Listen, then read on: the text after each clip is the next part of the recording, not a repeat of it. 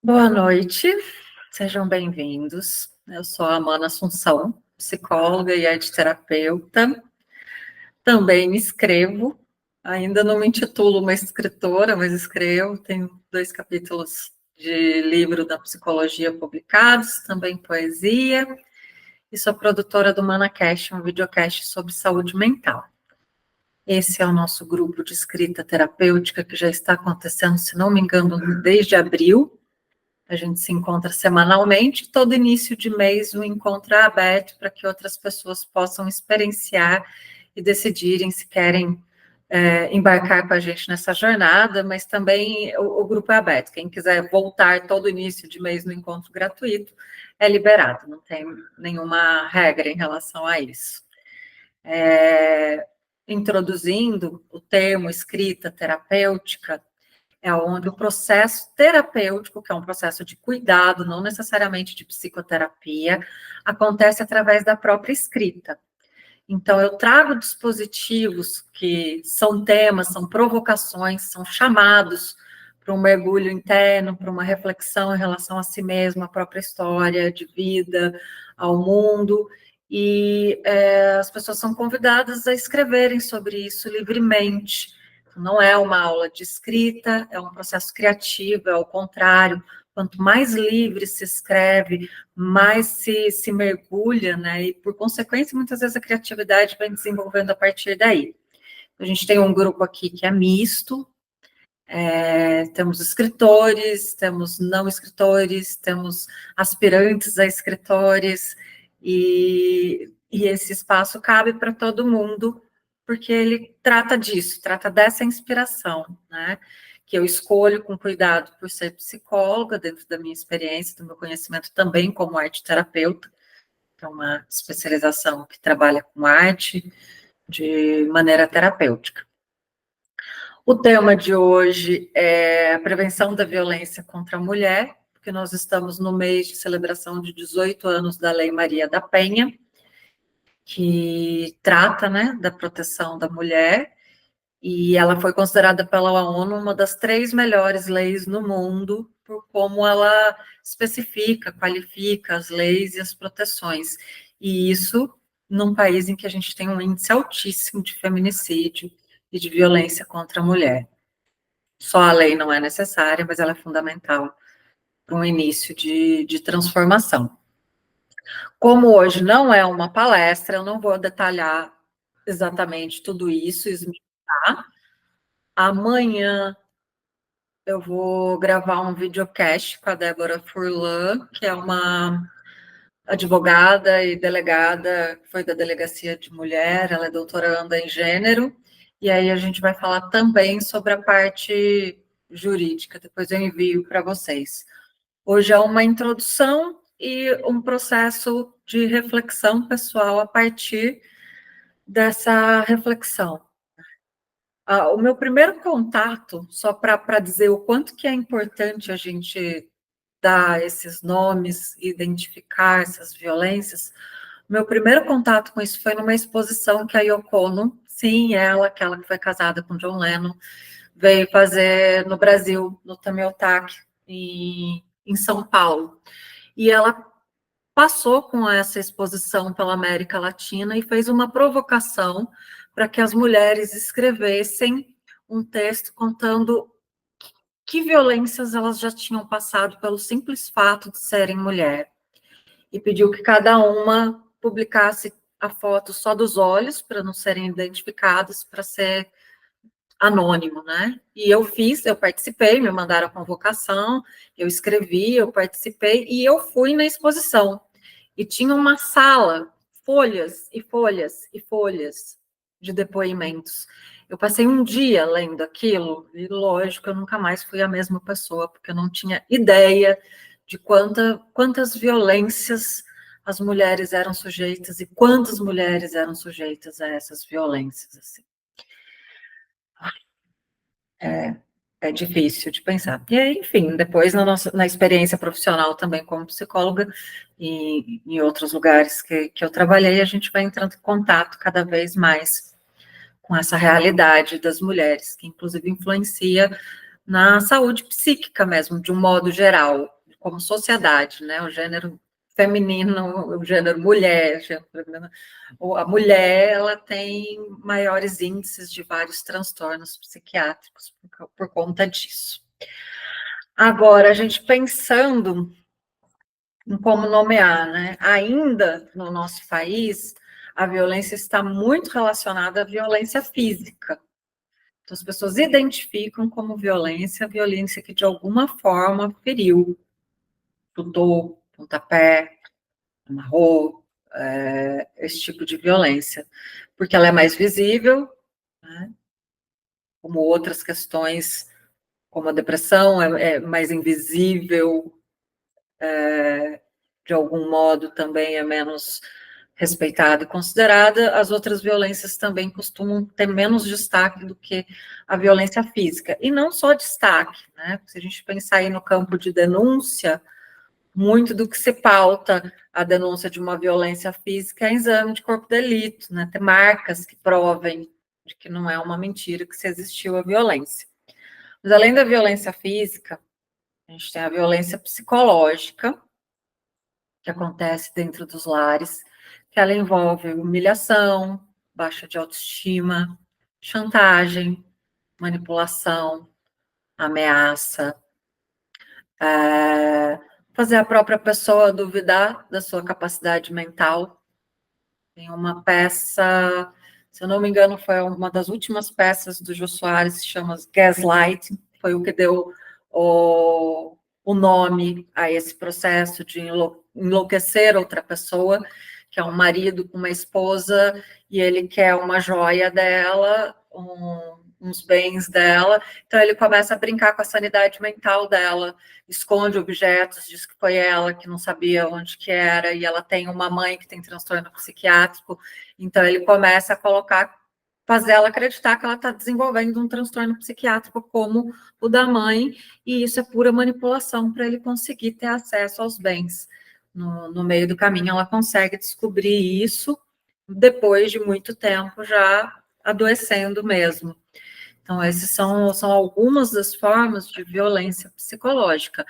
E também a gente acaba olhando para isso de uma maneira nos quadros mais graves, né, mais agravados, mas ela também pode acontecer de maneira sutil no simples fato de a mulher ter menos voz do que o homem numa decisão dentro de casa, numa sociedade que diz que está na mão da mulher manter o casamento, ser um bom casamento em paz, então que ela considera que precisa ceder e abrir mão dos seus desejos para manter esse casamento, abrir mão da sua liberdade. São alguns dos aspectos que ficam ainda camuflados. Existem muitas camadas. Quando a gente começar a nomear todas essas camadas, essas micro, entre aspas, violências, a gente ainda vai desvendar muita coisa. Então, temos também a violência patrimonial, então, de uma maneira mais evidente, vem o controle financeiro, controle de pertences. Então, eu tenho direito a vistoriar o seu celular, eu não te dou o dinheiro para você poder fazer o que você quer, você tem que me prestar conta, eu dou o dinheiro só para aquilo que está determinado e que é do meu interesse. Destruição de bens como forma de ameaça. Se você não fizer isso, eu vou destruir aquilo. De uma forma geral, é usar o patrimônio como controle. O não pagamento de pensão alimentícia também entra como violência patrimonial. Aí, de uma maneira mais sutil, né, quando a gente pensa num adestramento da mulher que faz parte dessas violências domésticas, vem o nossa, você foi tão querida, você está merecendo um presente. São as pequenas recompensas, é uma forma de mostrar que se você for boazinha, você ganha recompensa, se você não for boazinha, você vai ser punida com privação de recompensa. Tá merecendo um colar novo, vai lá e compra. Violência sexual ou assédios, abusos, passa por diversos níveis, né, entre contato físico mesmo, com ou sem penetração, tem a importunação sexual, mas aqui na Lei Maria da Penha vai mais para a questão mesmo do abuso, e os índices são altíssimos no Brasil, e a Valesca Zanello, que é uma psicóloga de gênero também, eu acabei debatendo isso com a Bruna Volpe esses tempos, ainda fala que os índices de violência também subiriam muito, porque muitas questões da violência sexual não são identificadas como violência. Por exemplo, o se sentir na obrigação de fazer sexo dentro do casamento para não perder o marido,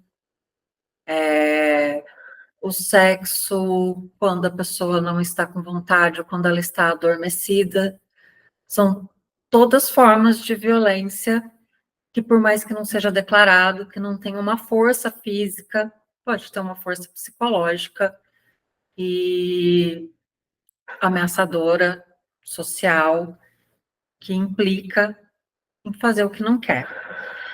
A violência moral, ela é muito próxima da psicológica, mas ela vai pegar mais a humilhação, denegrir imagem, ou inventar histórias, ou de que a pessoa atrai, ou da roupa, ou inclui também o uso de internet, a virtual, como a gente vê ex-maridos publicando foto de mulheres nuas, né, das companheiras nuas, para criar essa exposição, ou querer justificar que não é uma pessoa digna de respeito, o que justifica a agressão, né? O que justificaria a agressão na fala deles. Ah, você me provocou ciúmes, porque você falou com ele, porque você usou mini saia, porque você não voltou no horário tal. Então, essas limitações todas fazem parte também da violência contra a mulher. E elas são amplas e ainda a gente tem muita dificuldade em denúncia, no quesito delas não se sentirem acolhidas ou protegidas o suficiente para concretizarem essas denúncias. Então, mesmo as violências mais brutas e não as sutis ainda tem estatísticas subestimadas por causa de não ter a denúncia, e tem todas as características psicológicas também envolvidas, até que a pessoa entenda que essa violência acontece. O que eu quero dizer com isso? Um agressor, né, e eu não gosto de falar um agressor, esse é o termo mais comumente usado, mas eu não gosto porque senão a gente define também a pessoa uma coisa só. Mas aquele que pratica a agressão e a violência, seja de qualquer um desses tipos, ele não é só violento, não é só agressor, e isso não vem pregado na testa. Eu sou violento, e ele vai começar a relação violenta. Isso vai acontecendo aos poucos e tem um ciclo que a gente chama do ciclo da violência. Então, no começo, as mulheres relatam que parece ser o maior amor da vida. Vai ter mimetismo, olha, você usou verde, eu também, a gente tem o mesmo dia de aniversário, e tem essa sensação de que o grande amor foi descoberto. Depois, pequenos sinais vão aparecendo e, por todo o contexto social não crítico que a gente tem, podem ser misturados e naturalizados como demonstrações de amor. Ah, ele tem ciúmes de mim. Ah, ele me quer sempre por perto, ele não gosta que eu saia sozinha. Ah, e assim, vai parecendo tudo muito lindo, até que começa a escalonar, tem atenção e chega ao ápice de violência. Quando chega ao ápice da violência, é a hora que muitas vezes as mulheres querem tomar atitude, ou de sair da relação, ou denunciar, mas logo depois, mas machuca, porque tem amor misturado ali, ou que parecia ser amor, né? Tem um vínculo afetivo misturado com a violência. Aí, na sequência disso, normalmente o próprio homem entra em sofrimento, quando a gente está falando de uma relação de homem e mulher, que não é só isso que existe, né? Mas a gente está falando de uma relação de homem e mulher, ele entra em sofrimento e normalmente justifica o seu comportamento por alguma dor do passado. O que não deixa de existir, que é por isso que eu não gosto de taxar como agressor, porque normalmente a gente tem uma transgeracionalidade da violência. Se a gente pega o histórico de violência de pessoas violentas, normalmente elas foram violentadas durante a vida, de maneiras diferentes.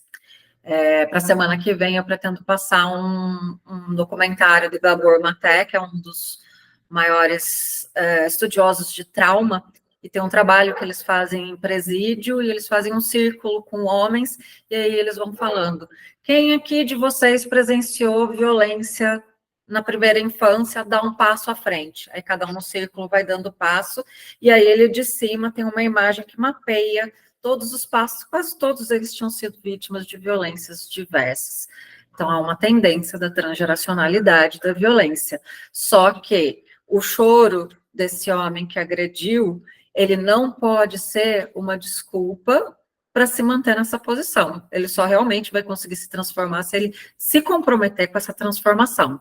Então, o que normalmente acontece no ciclo da violência é que vem esse choro, esse reconhecimento da violência, mas logo na sequência do reconhecimento da violência vem uma culpabilização da mulher, é jogado para ela a responsabilidade, e aí começa o jogo psicológico e a manipulação, e vem um período de enamoramento, que ele vai de novo trazer presentes, declarar amor, a relação fica um tempo tranquila, é a hora que muitas mulheres retiram a denúncia, repensam, acham que podem ter sido muito rígidas, e esse ciclo se repete, muitas vezes escalonando e escalonando para o que acaba culminando num feminicídio. Agora, essa foi uma introdução sobre as questões, como eu disse, hoje não é uma palestra, eu não vou trazer, porque o nosso tema aqui é para o grupo de escrita, é uma reflexão para o grupo de escrita, e eu aproveitei o agosto lilás. Então, eu trouxe um conto da Clarice Lispector, que eu vou ler para vocês, com um intuito que eu vou explicar agora. Uma das grandes dificuldades de quem convive com quem está passando por uma violência doméstica, por uma relação abusiva, tóxica, é querer que a pessoa saia e ter raiva dela não sair. É muito comum que as pessoas percam a paciência. Ela não quer, não adianta, a gente já abriu o olho dela, eu já acolhi ela com roxos, ela já fez a denúncia e retirou a denúncia, eu vou abrir mão. E assim, e não é um abrir mão de cansaço, e já vi muitas vezes também pessoas chorando, tipo, eu não aguento mais sofrer por ver essa pessoa passando por essa violência.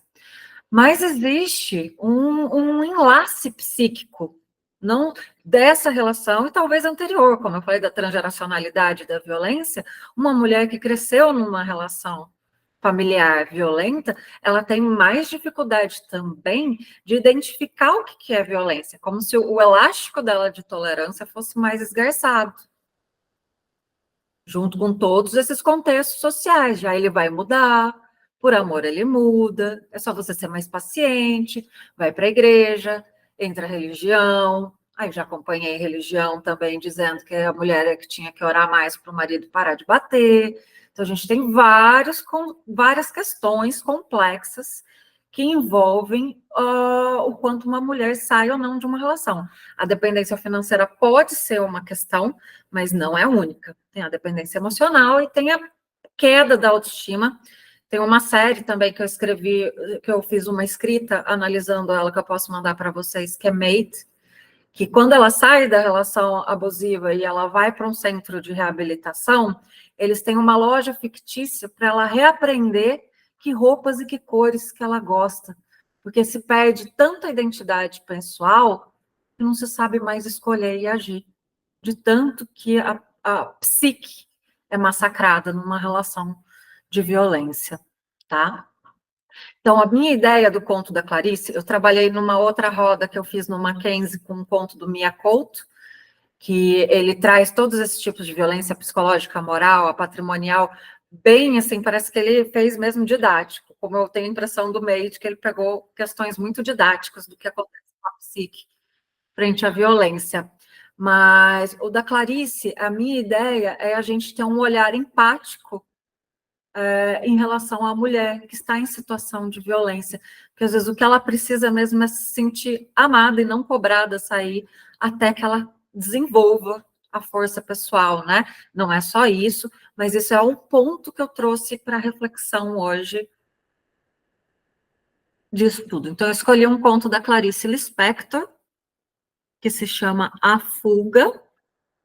Para quem entrou agora, só avisando que eu estou gravando, tá? Na hora que eu terminar o dispositivo, eu encerro a gravação. E só para vocês não se sentirem sendo filmados sem autorização. Um minutinho que eu vou compartilhar a tela aqui com o texto, com o conto da Clarice que eu vou ler para vocês. E para quem perdeu o início, como está gravado, que eu fiz uma introdução sobre a escrita terapêutica, uma apresentação pessoal, depois eu posto no grupo para vocês verem também. Vamos lá. Começou a ficar escuro e ela teve medo.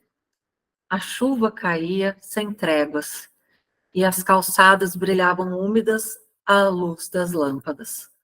Passavam pessoas de guarda-chuva, impermeável, muito apressadas, os rostos cansados. Os automóveis deslizavam pelo asfalto molhado e uma ou outra buzina tocava maciamente. Quis sentar-se num banco do jardim, porque na verdade não sentia chuva e não se importava com o frio. Só mesmo um pouco de medo, porque ainda não resolvera o caminho a tomar. O banco seria um pouco de repouso. Só um minutinho que eu vou admitir quem está chegando. O banco seria um ponto de repouso, mas os transeuntes olhavam-na com estranheza, e ela prosseguia na marcha. Estava cansada. Pensava sempre, mas que é que vai acontecer agora se ficasse andando? Não era solução. Voltar para casa? Não.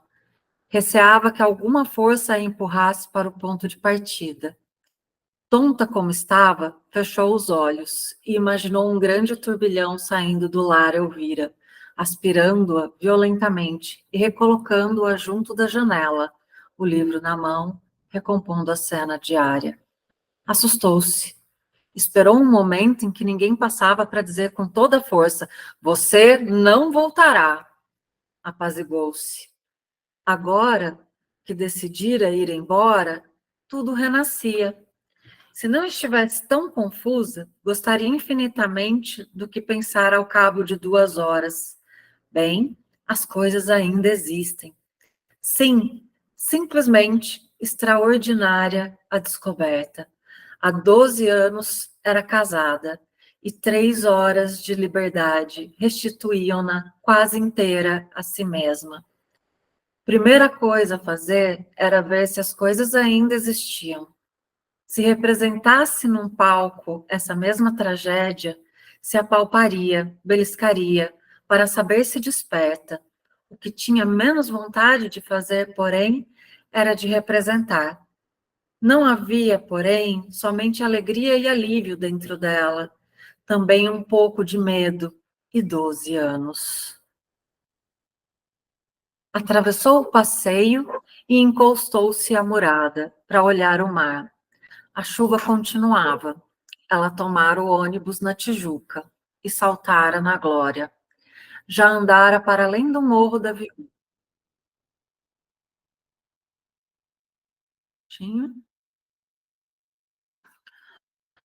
O mar revolvia-se forte, e quando as ondas quebravam junto às pedras, a espuma salgada salpicava a toda.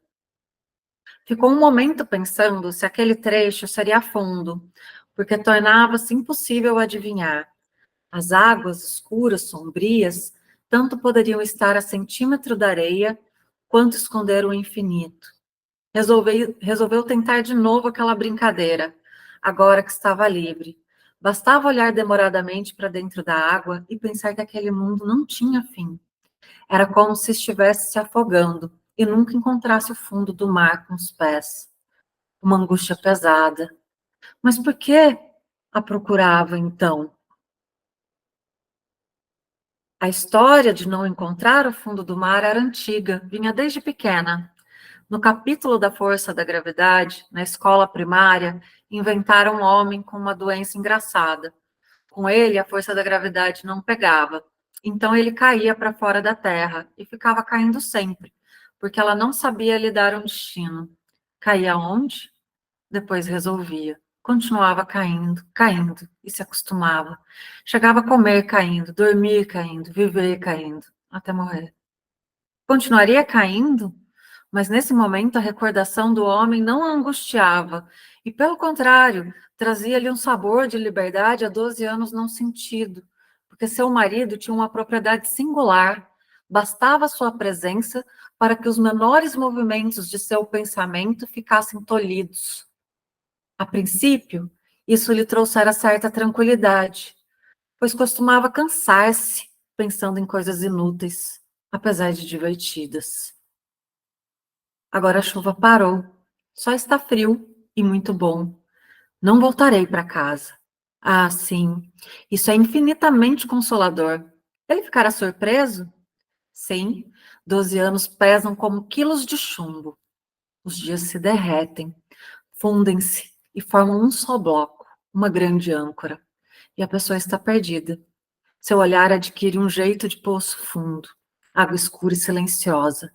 Seus gestos tornam-se brancos, e ela só tem um medo na vida, que alguma coisa venha transformá-la.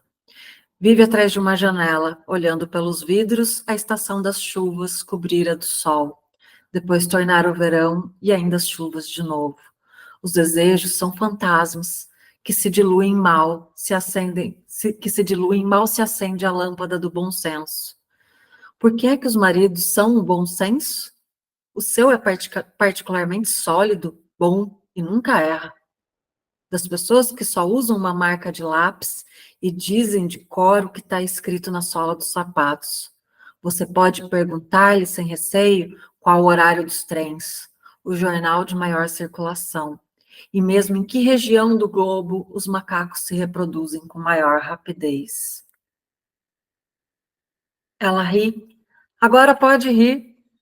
Eu comia caindo, dormia caindo, vivia caindo.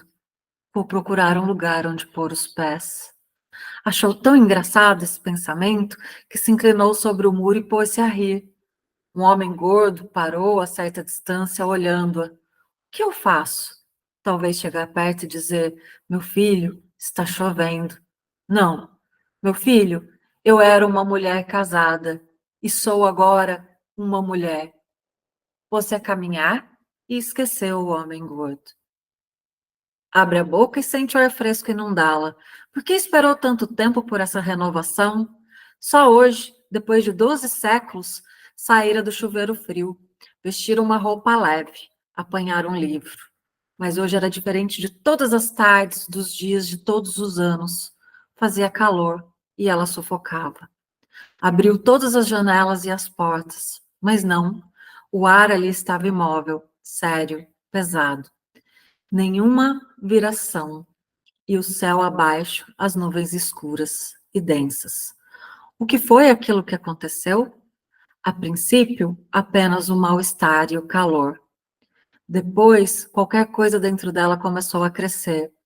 De repente, em movimentos pesados, minuciosos, puxou a roupa do corpo, estraçalhou-a, rasgou-a em longas tiras. O ar fechava-se em torno dela, apertava. Então um forte estrondo abalou a casa. Quase ao mesmo tempo, caíram grossos pingos d'água, mornos e espaçados. Ficou imóvel no meio do quarto, ofegante. A chuva aumentava. Ouvia seu tamborilar no zinco do quintal e o grito da criada recolhendo a roupa. Agora era como um dilúvio. Um vento fresco circulava pela casa. Alisava seu rosto quente. Ficou mais calma, então. Vestiu-se, juntou todo o dinheiro que havia em casa e foi embora. Agora está com fome. Há 12 anos não sente fome. Entraram no restaurante. O pão é fresco, a sopa é quente. Pedirá café, um café cheiroso e forte. Ah, como tudo é lindo e tem encanto. O quarto do hotel tem um ar estrangeiro. O travesseiro é macio. perfumada roupa limpa, e quando o escuro dominar o aposento, uma lua enorme surgirá depois dessa chuva, uma lua fresca e serena, e ela dormirá coberta de luar. Amanhecerá, terá a manhã livre para comprar o necessário para a viagem, porque o navio parte às 2 horas da tarde. O mar está quieto, quase em ondas, o céu de um azul violento, gritante. O navio se afasta rapidamente, e em breve silêncio, as águas cantam no casco, com suavidade e cadência. Em torno, as gaivotas esvoaçam, brancas espumas fugidias do mar. Sim, tudo isso. Mas ela não tem suficiente dinheiro para viajar. As passagens são tão caras e toda aquela chuva que apanhou deixou-lhe com frio agudo por dentro. Bem que pode ir para um hotel, isso é verdade, mas os hotéis do Rio não são próprios para uma senhora desacompanhada, salvos de primeira classe. E nestes pode talvez encontrar algum conhecido do marido que certamente lhe prejudicará os negócios. Oh, tudo isso é mentira? Qual a verdade? 12 anos pesam como quilos de chumbo e os dias se fecham em torno do corpo da gente e apertam cada vez mais. Volto para casa. Não posso ter raiva de mim porque estou cansada. E mesmo tudo está acontecendo, eu nada estou provocando. São 12 anos. Entra em casa, é tarde, o marido está lendo na cama. Diz-lhe que Rosinha esteve doente. Não recebeu seu recado avisando que só voltaria de noite? Não, diz ele. Toma um copo de leite quente porque não tem fome. Veste um pijama de flanela azul, de pintinhas brancas, muito macio mesmo. Pede ao marido que apague a luz. Ele beija no rosto e diz que o acorde às 7 horas em ponto. Ela promete, ele torce o comutador. Dentre as árvores, sobe uma luz grande e pura.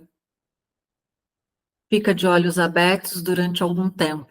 Depois enxuga as lágrimas com lençol. Fecha os olhos. Ajeita-se na cama. Sente o luar cobri-la vagarosamente. Dentro do silêncio da noite, o navio se afasta cada vez mais.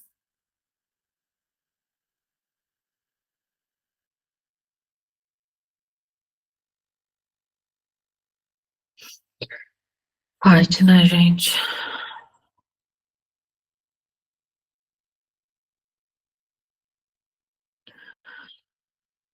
Bom,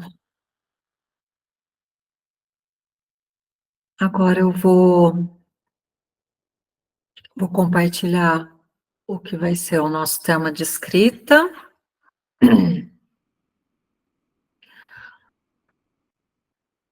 Deixa eu dar uma palavrinha para quem chegou depois, tá? Eu não.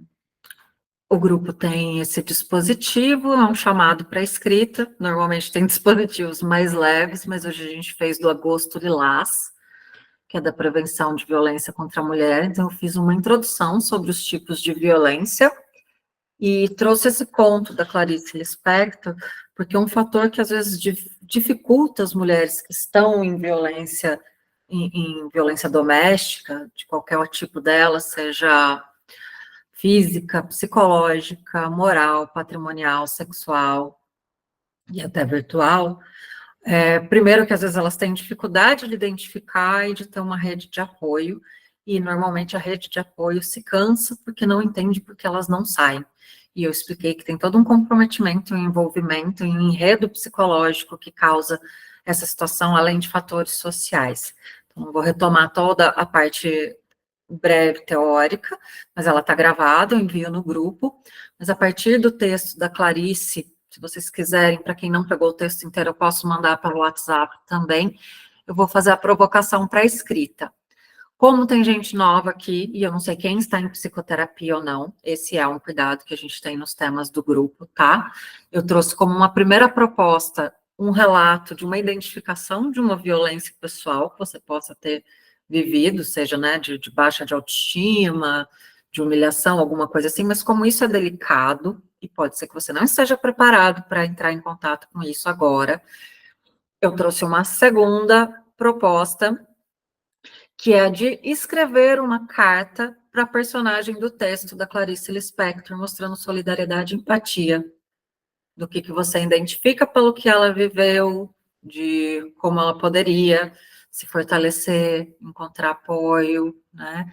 Não uma carta que ensine a ela como fazer isso, mas que demonstre empatia e acolhimento pelo que ela está vivendo, tá bom? Então, ficam essas duas propostas para vocês.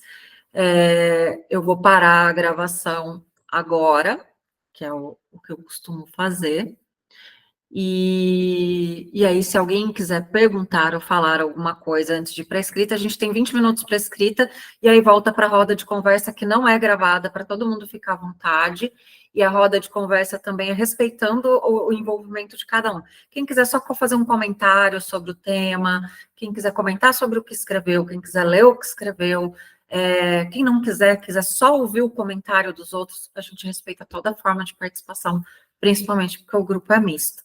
Tá bom? E para quem chegou depois também, eu sou a Amanda Assunção, psicóloga e arte-terapeuta, conduzo o grupo de escrita terapêutica. Vou parar a gravação.